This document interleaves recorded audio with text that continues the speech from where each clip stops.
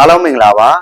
ဖိုလာမြေအင်ရှယ်မြေကုမ္ပဏီကနေကြိုဆိုပါရစေကျွန်တော်ကိုထွန်းနိုင်ပါဒီနေ့မှာတော့အင်ရှယ်မြေဝယ်ယူတဲ့အခါမှာသတင်းစာကြော်ညာကိုဘာကြောင့်ထည့်ရလဲဆိုတာကိုပြောပြပေးသွားအောင်ဖြစ်ပါတယ်ခင်ဗျာနံပါတ်1ချက်အနေနဲ့ဆိုလို့ရှိရင်တော့ကျွန်တော်တို့ဝယ်ယူလိုက်တဲ့အင်ရှယ်မြေကအရှုပ်ချင်းရှိမရှိဆိုတာကိုသိရှိဖို့အတွက်ပဲဖြစ်ပါတယ်ရောင်းတဲ့သူကအခြားတစ်ယောက်ကိုရောင်းနာမယ်ဆိုရင်ကန့်ကွက်မှုတွေရှိလာခဲ့ရင်အခုလိုသတင်းစာကြော်ညာထည့်ထားမယ်ဆိုရင်တော့ကျွန်တော်တို့ဖြည့်ရှင်းရလို့ကူပြီးတော့ဆုံးရှုံးမှုတွေကိုလည်းကာကွယ်နိုင်မှာဖြစ်ပါတယ်ခင်ဗျာနံပါတ်2ချက်အနေနဲ့ကတော့စီယမရှာခင်မှာကိုဝေယူမဲ့အင်ရှင်မြင်နဲ့ပတ်သက်ပြီးတော့သတင်းစာကြော်ညာထည့်မယ်ဆိုတဲ့အကြောင်းကြိုပြောထားတင်ပါတယ်ခုလိုသတင်းစာကြော်ညာထည့်မယ်ဆိုတဲ့အကြောင်းပြောထားမယ်ဆိုရင်တော့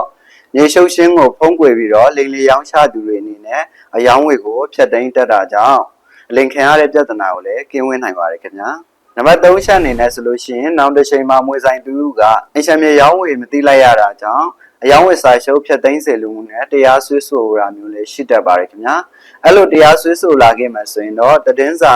ထည့်ကြော်ညာတဲ့နေ့ကစပြီးတော့3နှစ်အတွင်းမှာတရားစွဲဆိုထားရင်မရှိဘူးဆိုရင်တော့အဲ့ဒီအင်ရှင်မြင်နဲ့ပတ်သက်ပြီးတော့တရားစွဲဆိုခွင့်မရှိဘူးဆိုပြီးမှဥပဒေကသတ်မှတ်ထားပါတယ်ဒါကြောင့်အင်ရှင်မြင်ဝယ်ယူရဲဆိုလို့ရှိရင်တော့သတင်းစာကြော်ညာကိုထည့်ကြော်ညာတာပဲဖြစ်ပါတယ်ခင်ဗျာ